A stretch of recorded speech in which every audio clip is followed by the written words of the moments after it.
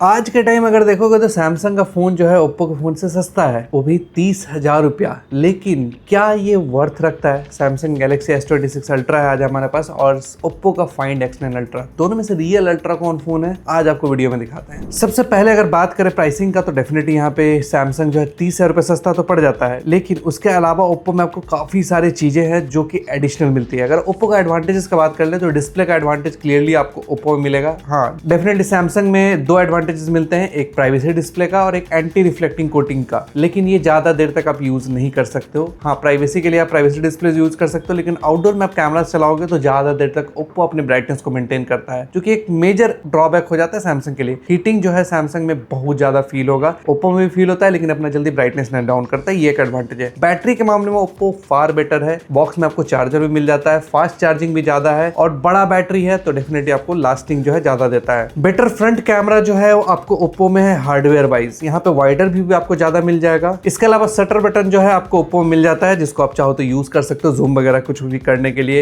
X pen mode है जिसमें आप अल्ट्रा वाइड शॉट्स ले सकते हो, काफी सिनेमेटिक फील होता है यहाँ के फोटोज। पोर्ट्रेट में काफी सारे फिल्टर्स मिल जाते हैं, यहाँ पे हेजलब्लेड का कोलैबोरेशन है, जिसकी वजह से आपको बहुत सारे ऐसे फिल्टर्स मिल जाते हैं जो कि आपको सैमसंग में नहीं मिलेंगे और ये काफी एस्थेटिक फोटोज निकाल सकता है। अगर आप देखोगे तो ये काफी यूजफुल चीज है। पोर्ट्रेट मोड जो है सैमसंग से कहीं ज्यादा है, सैमसंग में आपको 1x से 5x मिलेगा, यहाँ पे आपको 1x से 10x सीधा डबल मिल जाता है। जूम के मामले में डेफिनेटली आज के टाइम ओप्पो बेटर है, अगर आप देखोगे क्लियरली यहाँ पे फील हो जाएगा। 30x से ऊपर आप जैसे ही जाओगे तो यहाँ पे कोई कंपटीशन ही नहीं बन पाता है सैमसंग एंड ओप्पो में। एक टाइम हुआ करता था जब सैमसंग जूम किंग हुआ करता था, आज आप क्लियरली बोल सकते हो कि ओप्पो फाइंड X9 अल्ट्रा जो है सैमसंग से भी वे बेटर फोटोज निकालता है। इवन 100x तक आप ओप्पो से बेटर फोटोज निकाल सकते हो, जो कि सैमसंग में पॉसिबल ही अब नहीं है। सिर्फ फोटोज में ही नहीं, वीडियो में भी ये चीज जो है थोड़ा सा आप बोल सकते हो कि सैमसंग से बेटर क्वालिटी है। सैमसंग में आपको वीडियोस काफी शार्प है, डिटेल है, बट इसमें आपको नॉइज भी काफी ज्यादा है, लेकिन ओप्पो जो है नॉइज रिडक्शन और इन सब चीजों को बेटर तरीके से हैंडल करता है। हाँ, बट स्टिल आपको ओप्पो जो है जूम में बेटर है। अगर आपको ISO लेवल हाई यूज करना है या लॉग वीडियोस ये सब यूज करना है तो दोनों ही फोन बहुत ही टॉप नॉच है। प्रो वीडियो मोड का ऑप्शन दोनों में मिल जाता है। लॉग में आपको सैमसंग में काफी सारे लट्स ऑप्शन भी मिल जाते हैं, blockbuster lots one of the best lots में से एक है। लेकिन ओप्पो में आपको एडवांटेज जो मिल जाएगा वो 12,800 ISO का मिल जाएगा, जो कि सैमसंग से वे बेटर आप कह सकते हो। आपको सैमसंग में IP68 मिलता है, पानी वगैरह में झेल सकता है ये, लेकिन IP69 आपको ओप्पो में मिल जाता है, जो कि वाटर स्प्लैश और जेट स्प्लैश को भी झेल सकता है, मतलब बेटर वाटर रेसिस्टेंस आपको ओप्पो में मिल जाता है। लेकिन भाई हम कभी भी रिकमेंड नहीं करते हैं आपको कि किसी भी फोन का पानी में ले जाओ। हाँ, बारिश वगैरह में आपको मजबूरी में शूट करना पड़े आप करो, ज्यादा देर तक कोई भी फोन सर्वाइव नहीं कर सकता है, और गलती से भी कहीं टूटा हुआ हो तो फोन के अंदर पानी जाना ऑलमोस्ट एकदम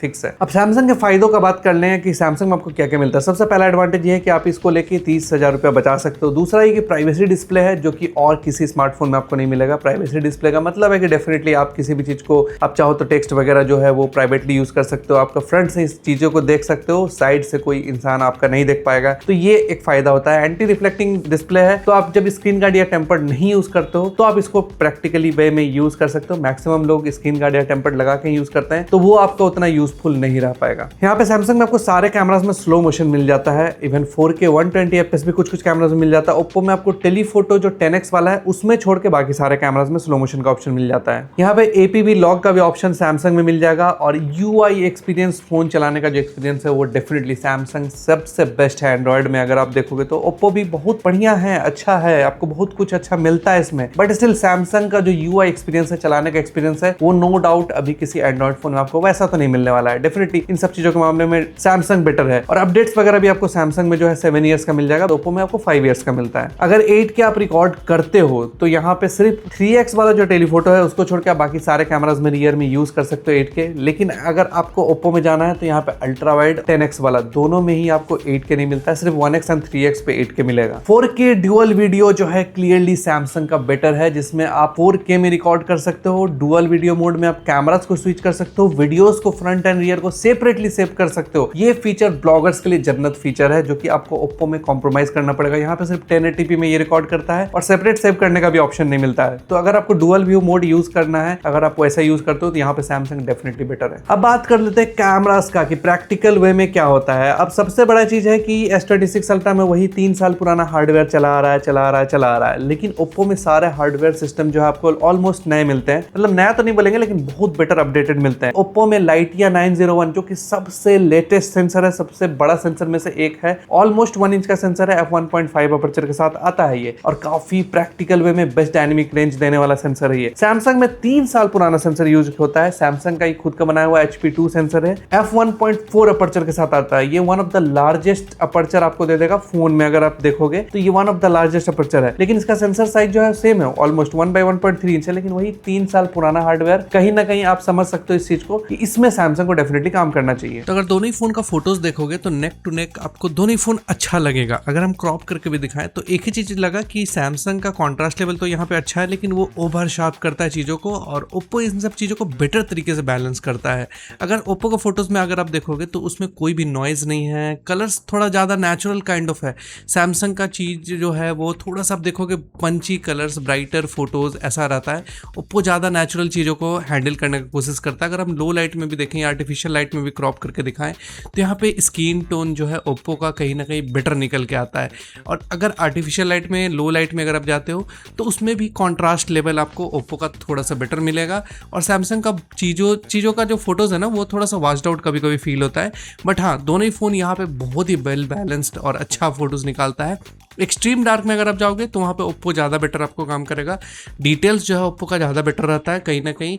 और फोटोज़ जो है अगर इन सब चीज़ों में HDR मैनेजमेंट का दिखाएं तो वहाँ पे भी आप देखोगे थोड़ा सा मार्जिन के साथ ओप्पो जो है बेटर निकालता है फोटोज। मतलब ऐसा नहीं कि सैमसंग का फोटोज बुरा है या कुछ भी ऐसा, बट ओप्पो थोड़ा सा जो बोलते हैं ना एक मार्जिन के साथ वो बेटर फोटोज निकालेगा। अगर इस सिचुएशन में भी आप देखोगे तो ओप्पो ने फोटोज को बेटर हैंडल किया है, नॉइज लेवल जो है वो कम है। अगर आपको वीडियो अच्छा लगता हो तो आप लाइक, कमेंट, शेयर, सब्सक्राइब जरूर करना। और इस वीडियो में हम लोग जो भी प्रोडक्ट्स यूज कर रहे हैं वो प्रोडक्ट टैग भी रहेगा डिस्क्रिप्शन में, जाके आप उसको लिंक से परचेज भी कर सकते हो। और साथ ही साथ इसके अलावा अगर आपको कोई भी फोन परचेज करना है तो ट्राइकॉन डिजिटल है जहां से आप फोन परचेज कर सकते हो। नीचे उनका कॉन्टैक्ट डिटेल्स भी हम डाल दे रहे हैं। अल्ट्रा वाइड में भी देखोगे तो यहाँ पे अल्ट्रा वाइड X9 अल्ट्रा का बड़ा सेंसर है, लाइट या 600 सेंसर है, दोनों में 50 मेगापिक्सल है। लेकिन अपर्चर जो है f2.0 ओप्पो में है, f1.9 सैमसंग में है। अपर्चर डेफिनेटली यहाँ पे बड़ा मिल जाता है, लेकिन सेंसर साइज जो है वो ओप्पो में बड़ा है, 1/1.95 इंच का। सैमसंग में हम लोग को 1/2.5 इंच का सेंसर मिलता है। ऑटो फोकसिंग दोनों में ही मिल जाएगा। वाइडर व्यू के मामले में दोनों ही फोन आपको काफी वाइड शॉट्स ले सकता है। तो अल्ट्रा वाइड में हमको एक चीज काफी अच्छा लगा सैमसंग का कि अगर आप शैडोज में डिटेल्स देखोगे तो वो बहुत ही वेल बैलेंस्ड है। शैडोज को ज़्यादा अच्छे तरीके से बूस्ट करता है। बट हाँ, थोड़ा नॉइज आएगा, बट स्टिल आपको शैडोज थोड़ा बेटर मिल जाता है। लेकिन कुछ सिनेरियो में अगर इन सब फोटोज़ में अगर आप देखोगे, कॉन्ट्रास्ट लेवल देखोगे, फेस डिटेक्शन अगर देखोगे तो वो थोड़ा सा ओप्पो बेटर तरीके से हैंडल करता है। फेस का एक्सपोजर, ये सब चीज़ जो है बेटर तरीके से हैंडल करेगा। तो दोनों ही फ़ोन अलग अलग सिचुएशन में अलग अलग तरीके से काम करता है। दोनों ही फ़ोन में आप ये नहीं बोल सकते कि ये फ़ोन क्लियर विनर है, क्योंकि अगर इस जगह पे भी हम दिखा दें, अगर क्रॉप करके दूर से लिया हुआ फोटो है, एक्सपोजर बैलेंस में ऐसे में इशू आता है, तो यहाँ पे ओप्पो ने चीज़ों को बेटर तरीके से एक्सपोजर में हैंडल किया है। लेकिन इसके अलावा अगर आप कुछ शॉट्स देखोगे लो लाइट में जो हम लोगों ने क्लिक किया था, यहाँ पे शैडोज में सैमसंग ने ज़्यादा अच्छे तरीके से शैडोज को बैलेंस किया है। ओप्पो कॉन्ट्रास्ट थोड़ा सा एग्रेसिव रखता है, जिसकी वजह से क्या होता है कि आपको सोशल मीडिया रेडी फोटोज मिल जाता है, बट शैडोज वाला एरिया जो है कहीं कहीं डार्क फील होगा, थोड़ा सा वार्मर फील होगा, कुछ इस तरीके का आपको फील होगा। बट सैमसंग ने इस जगह पे अपडेट्स के साथ काफ़ी इंप्रूवमेंट लाया है। बट स्टिल हम यही बोलेंगे कि दोनों ही फ़ोन में से कोई भी फ़ोन आपको ये नहीं होगा कि बहुत बेस्ट है, बट एक्सट्रीम डार्क में आप जाओगे तो वहाँ पे आपको ओप्पो थोड़ा सा बेटर काम करेगा। शैडोज में नॉइज कम दिखाता है। टेलीफोटो का बात करेंगे तो यहाँ पे दोनों ही फोन में दो टेलीफोटो लेंसेज है। अगर 3x टेलीफोटो का बात करें तो यहाँ पे ओप्पो में हम लोग को वे बेटर सेंसर मिल जाता है। यहाँ पे भी आपको 200 मेगापिक्सल का जो ओमनी विजन सेंसर है, काफी बड़ा सेंसर है, लार्जर अपर्चर भी है, f2.2 अपर्चर भी है, OIS भी है, 3x ऑप्टिकल जूम है, और ये one of the best sensor है अगर आप टेलीफोटो में देखोगे तो। वहीं सैमसंग में देखोगे तो सिर्फ 10 मेगापिक्सल का सेंसर यूज किया है, वो भी 5-6 साल पुराना सेंसर हो चुका है। ये सबसे घटिया सेंसर जो बोलते हैं ना वो यहाँ पे यूज किया गया। मतलब एक तरीके से देखा जाए तो 500,000 रुपए में जो सेंसर मिलता है ना उस तरीके का ये सेंसर है। सैमसंग को इस सेंसर को डिच करना चाहिए और कुछ बेटर करना चाहिए था। सेंसर साइज भी 1/1.4 इंच का है, मतलब आधा से भी छोटा सेंसर आप कहीं ना कहीं इसको बोल सकते हो। तो यहाँ पे कोई कंपटीशन ही नहीं है हार्डवेयर में अगर देखा जाए तो। अगर चौथा टेलीफोटो का बात किया जाए तो दोनों में ही चौथा टेलीफोटो लेंस मिल जाता है। सैमसंग में हम लोग को 5x ऑप्टिकल है, ओप्पो में हम लोग को 10x ऑप्टिकल है। स्टिल यहाँ पे ओप्पो वाला जो सेंसर है वो बेटर है कहीं ना कहीं। सैमसंग का ही बनाया हुआ JNL सेंसर है, f3.5 अपर्चर है इसका, 1/2.75 इंच का सेंसर है, 10x ऑप्टिकल एंड OIS। यहाँ पे सैमसंग में जो मिलता है वो सोनी का सेंसर है, सोनी IMX854, काफी पुराना सेंसर है ये, f2.9 अपर्चर, 1/2.52 इंच का ये सेंसर, 5x पेरिस्कोप टेलीफोटो के साथ आता है। तो डे टाइम में आपको 3x लेंस में कुछ मेजर डिफरेंस नहीं फील होगा कलर्स के अलावा। अगर आप देखोगे तो बहुत ज़्यादा कुछ फर्क नहीं पता चलेगा। हाँ, क्रॉप करोगे तो आपको ओप्पो का फोटो शार्प, डिटेल्ड, ये सब चीज़ फील होगा। नॉर्मल सिचुएशन में दोनों ही फ़ोन बहुत अच्छा फोटोज लेता है। डे टाइम में कोई भी आपको कंसर्न कहीं भी नहीं दिखने वाला है। आपको एक फ़ायदा हो जो ओप्पो के साथ ये होगा कि बड़ा सेंसर है, डिटेल्ड सेंसर है, तो आपको ऑफकोर्स डिटेल्स बेटर कैप्चर करता है और नेचुरल बैकग्राउंड ब्लर भी देगा। बड़ा सेंसर है, ये सब चीज़ का फ़ायदा कहीं ना कहीं ओप्पो के साथ आपको हो जाता है। स्क्रीन टोन भी थोड़ा कहीं ना कहीं आपको बेटर निकाल के देता है। जो मेजर डिफरेंस आपको फील होगा वो लो लाइट में जाने के बाद, क्योंकि ये सेंसर वहाँ शाइन करता है। आप क्लियरली साइड बाय साइड देख सकते हो कि सैमसंग से कितना ज़्यादा डिटेल्स आपको ओप्पो में मिलता है। अब डे टाइम में तो उतना नहीं पता चल रहा था, लेकिन यहाँ पे आपको ऑलमोस्ट जितने भी फोटोज़ हम लोगों ने लिया था सारे फोटोज़ में मेजॉरिटी के साथ आप देख सकते हो कि यहाँ पे आपको क्लियरली HDR मैनेजमेंट का बात हो या शैडोज़ में नॉइज़ वगैरह को हैंडल करना हो या फिर फ्लेयर्स वगैरह को भी हैंडल करना हो, तो इन सब चीज़ों में ये कैमरा जो है ओप्पो का कहीं ज़्यादा बेटर रिजल्ट निकाल के देता है। तो अगर आप बहुत ज़्यादा 3x लेंस के फ़ैन हो तो यहाँ पे आपको क्लियरली हम बोल सकते हैं कि हाँ, ओप्पो यहाँ पे कहीं बेटर रिजल्ट निकाल के देगा ओप्पो के साथ। कंपेयर करेंगे लो लाइट में भी तो सेम रिजल्ट है। तो अब 6x ओप्पो का और 5x सैमसंग का, क्योंकि ये बहुत बड़ा चीज़ हो जाता है, क्योंकि यहाँ पे भी बहुत लोग फोटोज क्लिक करते हैं। अब 5x 6x में बहुत ज़्यादा डे टाइम में तो आपको डिफरेंस नहीं फील होगा। दोनों का ही शार्पनेस बहुत बढ़िया है, डिटेल्स बहुत बढ़िया है। इनफैक्ट कभी कभी आपको सैमसंग शायद अच्छा लग जाए, बट जब आप लो लाइट में जाते हो तो यहाँ देखो, यहाँ एक मेजर फ़ायदा हो जाता है ओप्पो के साथ, क्योंकि उसका अपर्चर लार्ज है। इसकी वजह से वो लो लाइट में बेटर डिटेल्स कैप्चर कर पाता है। मतलब 5x को भी ये 6x डिजिटल भी बीट कर देता है बहुत इजी वे में। तो आप ये कह सकते हो कि आराम से आप इस लेंस को भी यूज़ कर सकते हो क्रॉप करने में बेटर मेगापिक्सल की वजह से। तो अगर आप 9.9x पे जाते हो, जो कि यहाँ के बाद आपको ओप्पो का 10x आएगा, तो इस जगह तक ओप्पो चीज़ों को बहुत बेटर तरीके से हैंडल करता है। मतलब यहाँ तक आप आराम से इसको यूज़ कर सकते हो। लेकिन हाँ, कभी कभी आपको सैमसंग इस जगह पे बेटर रिजल्ट निकाल देता है। तो यहाँ तक आप दोनों ही फ़ोन में बहुत बढ़िया फोटोज ले सकते हो। डिफरेंसेस आपको क्लियर हो चुका होगा यहाँ तक। और जैसे ही आप 10x पे जाते हो ना, तो यहाँ पे स्क्रीन टोन आपका ओप्पो का बेटर है, कॉन्ट्रास्ट लेवल बेटर है, डिटेल्स जो है वो ओप्पो का ही बेटर है। क्योंकि हम ये बोलेंगे क्योंकि सैमसंग जो है काफ़ी ज़्यादा चीज़ों को ओवर शार्प कर रहा है, कभी कभी अननेचुरल कर दे रहा है। हाँ, और नॉइज़ भी आपको फील होगा। लेकिन एक जगह सैमसंग बहुत बढ़िया काम किया है, वो इस जगह आप देखो सन को कितना अच्छा बैलेंस किया है। ओप्पो इस चीज़ में थोड़ा सा स्ट्रगल कर जाता है। तो कहीं ना कहीं कुछ एडवांटेज आपको सैमसंग में भी मिल जाएगा। लेकिन लो लाइट में अगर आप जब भी जाओगे तो यहाँ पे आपको क्लियरली फिर अगेन आपको ओप्पो जो है बेटर रिजल्ट निकाल के देता है। चाहे वो एक्सट्रीम डार्क हो, नॉर्मल सिचुएशन हो, आपको ओप्पो में वे बेटर डिटेल्स जो है वो निकल के आ जाता है। पोर्ट्रेट मोड का बात करेंगे तो सैमसंग में हम लोग को 1x से 5x तक का ऑप्टिकल जूम रेंज आपको ऑलमोस्ट सारे फोकल लेंथ पे मिल जाएगा। फाइंड X9 अल्ट्रा में हम लोग को 1x से लेकर 10x तक का ऑप्टिकल जूम रेंज मिलता है, मतलब ऑलमोस्ट डबल। और दोनों ही फोन में आप किसी भी फोकल लेंथ पे जा सकते हो, डिजिटली आप कहीं पे भी जा सकते हो। फिल्टर्स का ऑप्शन दोनों ही फोन में काफी सारा बढ़ा हुआ है। आप क्लिक करने के बाद भी फिल्टर्स अप्लाई कर सकते हो और दोनों फोन में ही काफी कुछ कंट्रोल वगैरह मिल जाता है। सैमसंग में कुछ एडिशनल कंट्रोल भी है और ओप्पो में हम लोग को मिस्ट फिल्टर वाला कंट्रोल मिल जाता है। अगर आपको ड्रीमी फिल्टर्स वगैरह चाहिए तो वो आपको ओप्पो में मिल जाएगा। तो एक टाइम हुआ करता था जब हम लोग बोलते थे कि ओप्पो वीवो के फोन्स में ब्राइटर फोटोज आता है, चमका के देता है, बट यहाँ पे चीज़ें उल्टी हो चुकी है। मतलब अगर आप स्क्रीन टोन देखोगे तो वो ओप्पो का ज़्यादा बैलेंस है, ज़्यादा नेचुरल साइड में है। सैमसंग जो है थोड़ा ग्रीन साइड में या ग्रीन टिंट में कभी कभी चला जाता है। हमको ज़्यादा बैलेंस कहीं ना कहीं हमको ओप्पो भी लगा। ऐसा नहीं है कि सैमसंग का बुरा है या कुछ भी ऐसा, बट स्टिल हम बोलेंगे कि ओप्पो का फोटोज आपको ज़्यादा नेचुरल फील देगा। अगर आपको ब्राइटर फोटोज़ पसंद है तो आप यहाँ पे सैमसंग को भी प्रीफर कर सकते हो। ज़्यादा आपको डिटेल्स जो है वो ओप्पो में मिलता है, बट आपको ब्राइटर फोटोज़ जो है वो सैमसंग में मिलता है। तो चीज़ें उल्टी हो चुकी हैं, बट आप दोनों ही फ़ोन का देख सकते हो। साइड बाय साइड फोटोज़ बहुत ही बढ़िया है, कोई एज सिलेक्शन में कोई कंसर्न नहीं है। इंडोर लाइट सिचुएशन में हमको थोड़ा सा लगा कि ओप्पो का यहाँ ज़्यादा अच्छा जो है फोटोज़ है निकल के आता है। जो कलर बैलेंस है वो सब चीज़ ज़्यादा अच्छा है। अगर आप साड़ी का कलर देखोगे तो वो सब चीज़ ज़्यादा बैलेंस है, कॉन्ट्रास्ट लेवल ज़्यादा बैलेंस है।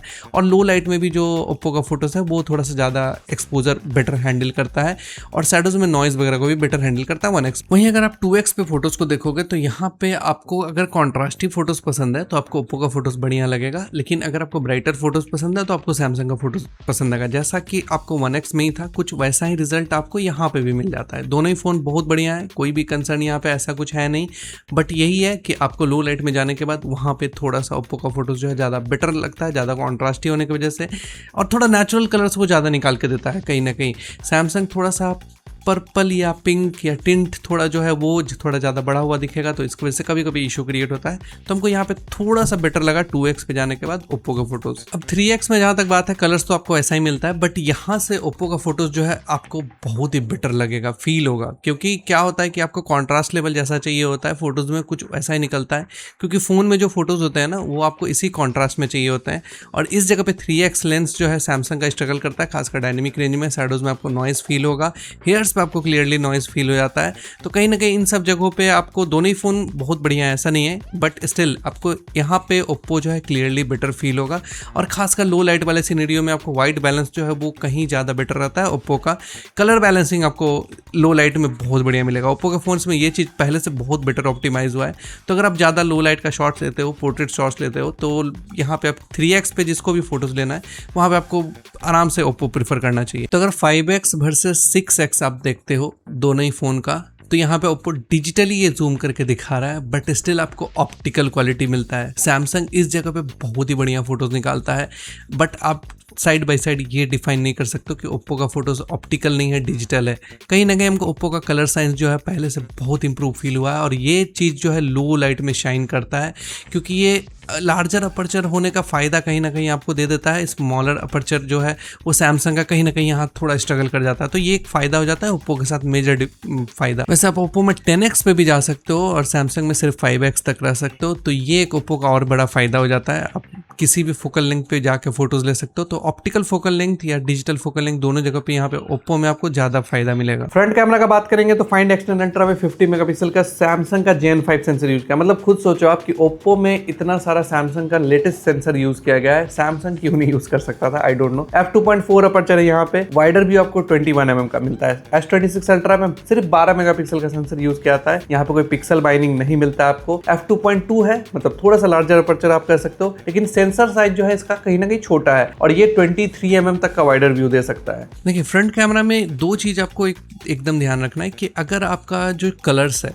वो अगर आपको थोड़ा ब्राइटर चाहिए, ये सब चीज चाहिए, तो आपको सैमसंग ठीक लगेगा और ओवर शार्प फील होता है। कभी ना कभी आप देखोगे, अगर क्रॉप करके हम दिखाएं तो यहाँ पे सैमसंग के फोटो जो है ओवर शार्प फील होने लगे हैं। ओप्पो इन सब चीज़ों को, कलर्स को जो है बहुत बेटर बैलेंस करता है, खासकर अगेंस्ट द लाइट आप देख सकते हो। और मेरे जो टी शर्ट का कलर है वो कहीं ना कहीं हमको वेल बैलेंस्ड एक्सपोजर के साथ दिखा ओप्पो में, और ये चीज़ सबसे ज़्यादा फ़र्क पता चलेगा जब आप लो लाइट वगैरह वाले सीन में जाते हो, तो वहाँ पर आपको मेजर फ़र्क जो है वो फील होता है कहीं ना कहीं।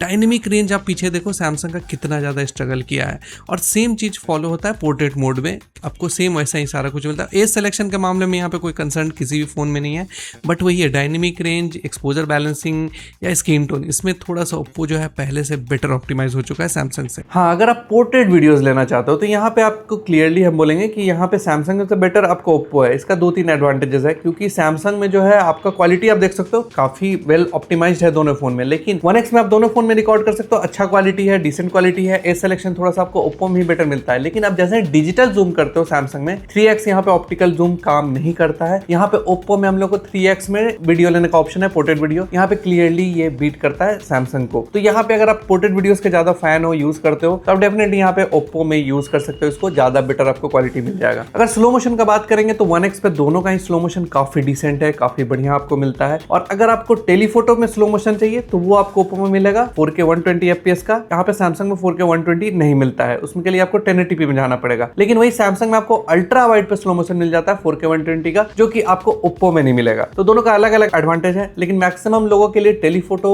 4K 120 जो है ज्यादा यूजफुल है, क्योंकि अल्ट्रा वाइड में 4K 120 FPS का उतना कोई मेजर यूज नहीं मिलता है। तो यहाँ अगर इस वीडियो में देखोगे तो यहाँ पे आपको ओप्पो का डिटेल्स आपको बेटर मिलेगा, कॉन्ट्रास्ट आपको बेटर मिलेगा, लेकिन सैमसंग का जो शैडोज का डिटेल्स है वो कहीं ना कहीं ज्यादा मेंटेन करता हुआ दिखेगा। सेम चीज आपको होता है अगले वीडियो में। यहाँ पे स्काई का डिटेल्स आप देखो, वो ओप्पो में हैंडल किया है, शैडोज़ को सैमसंग ने बेटर हैंडल किया है।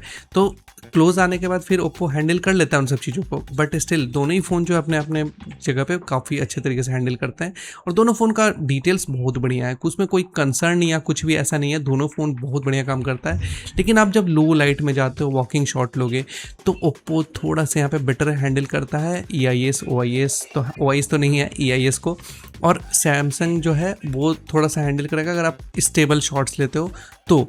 मूविंग शॉट में दोनों ही फ़ोन जो है ऑलमोस्ट सेम जैसा ही काम करेगा, बट लो लाइट में थोड़ा सा हमको फील हुआ कि ओप्पो ज़्यादा बेटर तरीके से डिटेल्स को हैंडल कर रहा है। तो ये वाइड एंगल है, मतलब प्राइमरी कैमरा है। इस जगह पे भी आप देखोगे तो साइड बाई साइड कोई मेजर ऐसा डिफरेंस आपको नहीं फील होगा कि एकदम बहुत ज़्यादा कुछ फ़र्क पड़ जाएगा। अगर हम अगेंस्ट द लाइट दिखाएं तो यहाँ पे आपको ओप्पो दिखेगा स्काई का बेटर डिटेल्स हैंडल करता हुआ, इवन स्किन टोन बेटर मतलब हैंडल करता हुआ दिखेगा।